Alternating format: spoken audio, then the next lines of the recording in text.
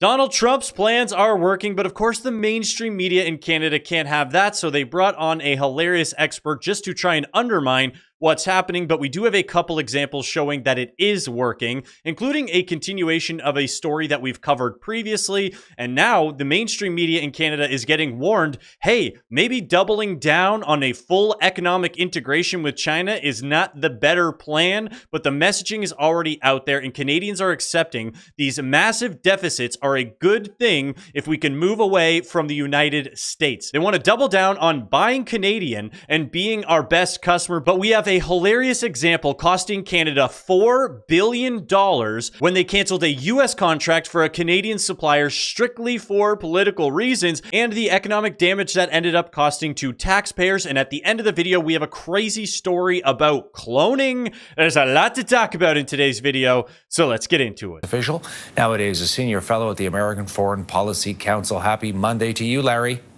Happy Monday. So, did these Democrats blink? What do you make of it? I would say partially. I think what your listeners should keep in mind is these healthcare subsidies, which are important, they came in under Obamacare and they do help people, people who are struggling afford health insurance. They don't expire until the end of the year. So the 8 Democrats who are going to vote for this bill, apparently, are looking at that as a commitment. And frankly, at that point, when they get the vote, either the Republicans will go along with them and, the subsidies will be extended, or the Democrats will have a very good issue to run against Republicans on. Healthcare is always a politically potent issue. So I don't see Healthcare is always going to be divisive. This is something that could be negotiated outside of this negotiating period. So the fact that the Democrats were holding out right now on one specific item, it did seem political. And almost all of the public sentiment that I saw, of course, I could be wrong, but it seemed like most people were laying the blame at the feet of the Democrats. See it as the cave that a lot of people see it as, but there's no question that the progressive wing of the party, particularly coming off of those massive electoral victories just recently, was, they were feeling their oats and feeling they should not compromise whatsoever. But the 8 Democrats, they each have other interests. Tim Kaine has got a lot of federal workers who were, temporarily furloughed. There are a lot of centrist Democrats who believe in good government and find the shutdown embarrassing. So, all politics is local and members have to make their own choices. Yeah, I wonder about the optics. Do the Democrats run the risk, Larry, of looking weak here and President Trump claiming a victory? So that's what you would think. And like I said, that's what the online sentiment seems like. But let's see if they can give Trump any credit at all, if his administration any sort of even a piece of good news. I really don't think so, and here's why, Todd. The center of gravity of American politics, as always, is independents. And independents are disgusted, based on the polling that we see, with President Trump.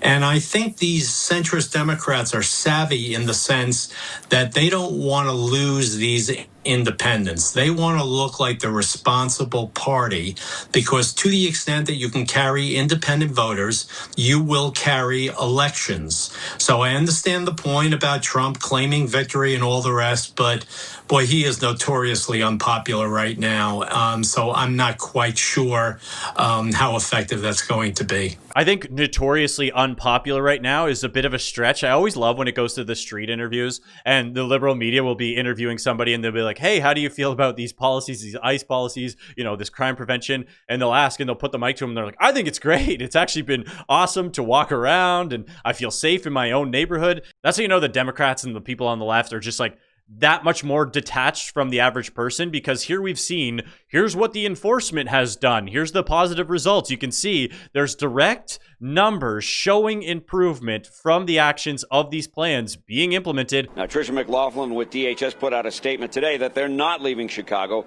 and noted that since the start of Midway Blitz, homicides are down 16%, shootings are down 35%, robberies down 41%, carjackings down 48%, transit crime down 20%. And if you look at the numbers from the mayor's own dashboard, they're even more dramatic.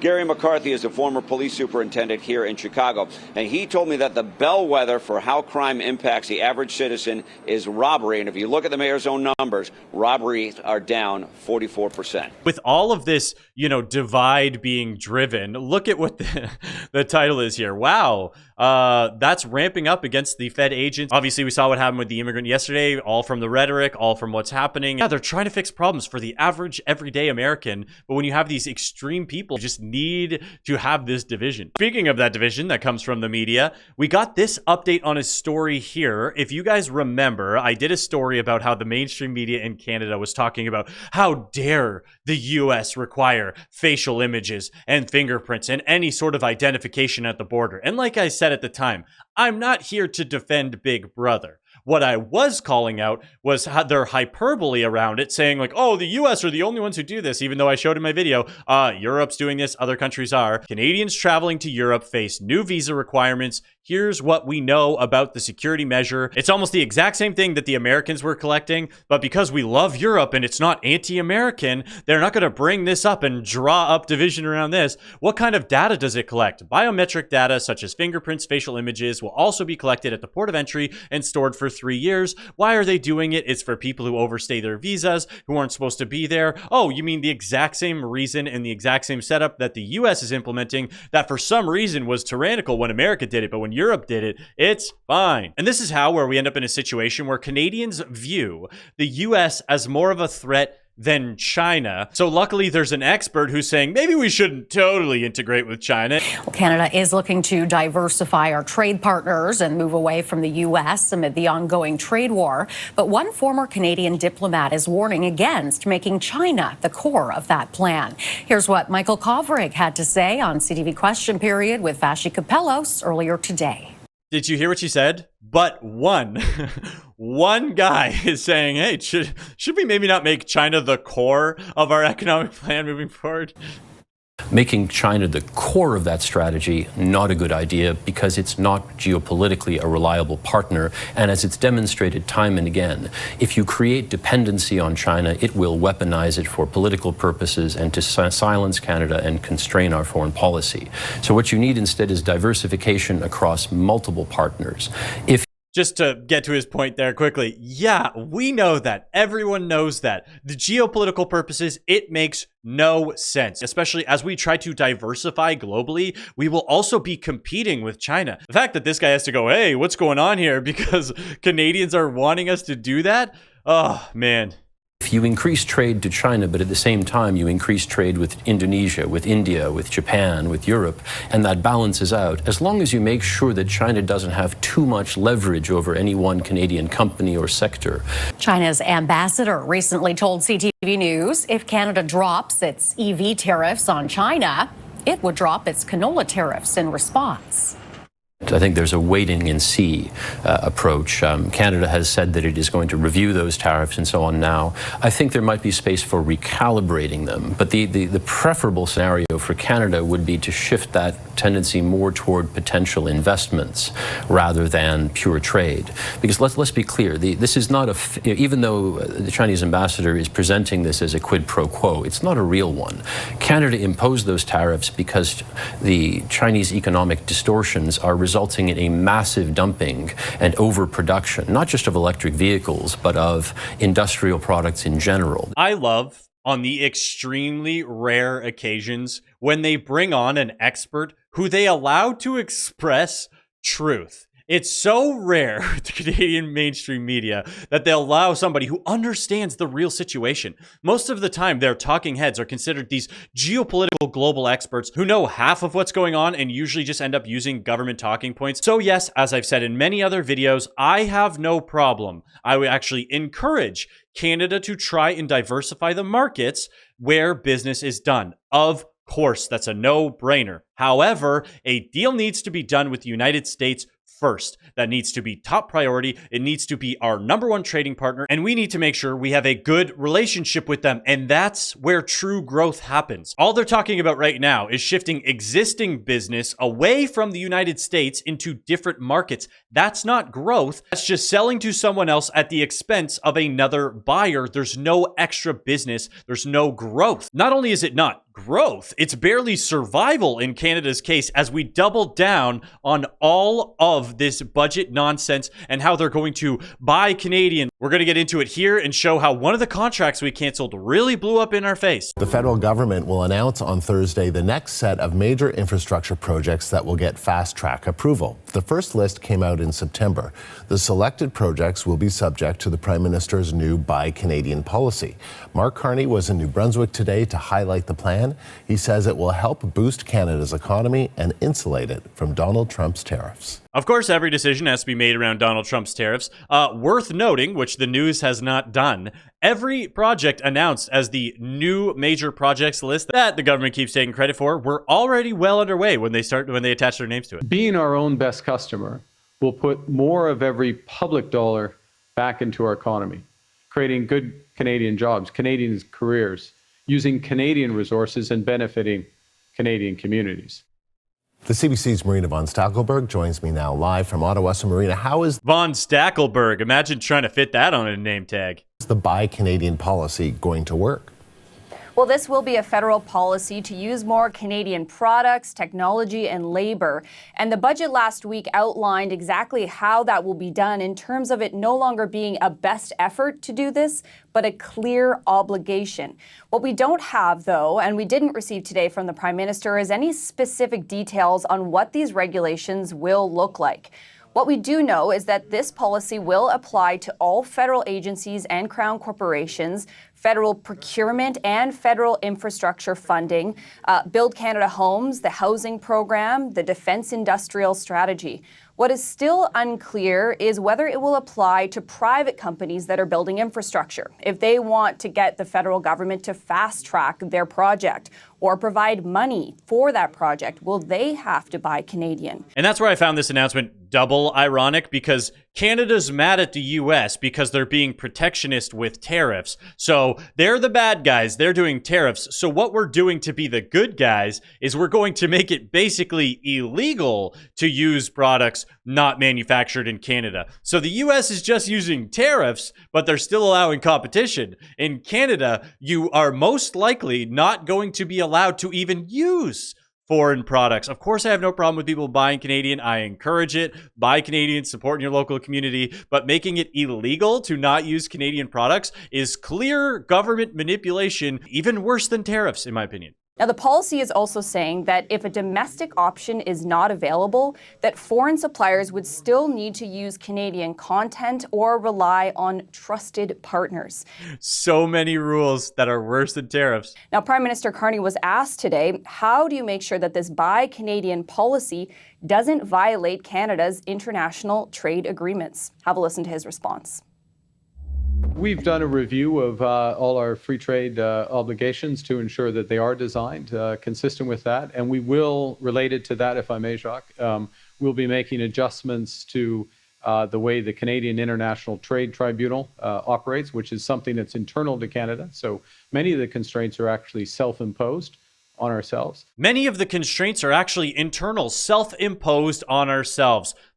Not Donald Trump's problem. That's why I make these videos, guys, because we are calling things out at face value. Canada has to understand that we are holding ourselves back. But here he is with one of those self-imposed roadblocks, making Canada uncompetitive, making things worse domestically himself. It's a clear and direct result of government action. First to hear. All right. What's your government's plan for imposing the federal backstop on jurisdictions whose industrial carbon price does not meet the benchmark? So thank you for the question. So what we said in the budget, what we are going to do is we are going to tighten the federal backstop, the rules around the federal backstop, which is industrial carbon price for others. Industrial carbon price for others. Yeah, that'll really help Canada. And particularly so that the gap that sometimes exists between provincial level pricing and that backstop closes. and we'll also lengthen the horizon for the backstop. So there'll be more coming on that. This is why I was so mad when the Liberals got credit for removing the carbon tax that they put on themselves, because they only removed the consumer carbon tax. You can go to my videos. I said it. He specifically said consumer every time because it's going to stay industrial and it's going to get worse. And we're seeing that happen. The self-imposed carbon tax continues to hurt Canadian businesses, and that is an actionable step that could be removed today. But of course, every time they pretend like they're helping, they're actually hurting. Now, speaking of hurting when you're saying you're helping, we have this article here that says Ottawa should stop using misleading debt measure to justify deficits, because they're pretending like, well, we've really got room in the deficit and we've got room to spend. The budget deficit is going to be so much worse because they're projecting way higher nonsense revenue that won't exist for the government. And then they're comparing it to our debt levels, which is net debt. And Canada is the only industrialized country that uses our pension plans to off-write the public debt in Canada, which shouldn't even be legal. And they use that to offset almost $1 trillion in public debt, which is tricking Canadian with their fake percentages that are not real. And they keep making the wrong economic decision based on bad politics. And this is why when they talk about buy Canadian, I don't care that much, because look what happened the last time we tried to buy Canadian. The Ford government agrees to a fee canceling the keep in mind, only a $100 million deal with Elon Musk's Starlink. The now defunct agreement between Ontario and SpaceX was first signed in November to provide satellite internet to roughly 15,000 homes in the north of the province. And they said, you know what? I'm not going to support the US. I'm not going to support one of Donald Trump's friends. So we're going to cancel this $100 million agreement, pay a massive fee, and there are allegations that it was 8 figures. And then here we have Doug Ford doubling down on his decision that cost taxpayers allegedly tens of millions of dollars. And that's the small number we lost out on. Here he is. Support an individual like Elon Musk that was part of the group that wants to try to attack Canada and try to attack Ontario. I find it very ironic. He went to Queen's University, he lived here, but no, I don't regret it at all. Doug, the liberal slug who stinks like a pug, Chub Ford himself, does not regret it at all. He lost allegedly tens of millions of dollars in the contract breaking fee, and we decided to buy Canadian. So we had the Infrastructure Ontario program, accelerated the high-speed internet program, and the government of Ontario has committed nearly $4 billion with a B to bring access to reliable high-speed internet to unserved and underserved communities across the province by the end of 2025.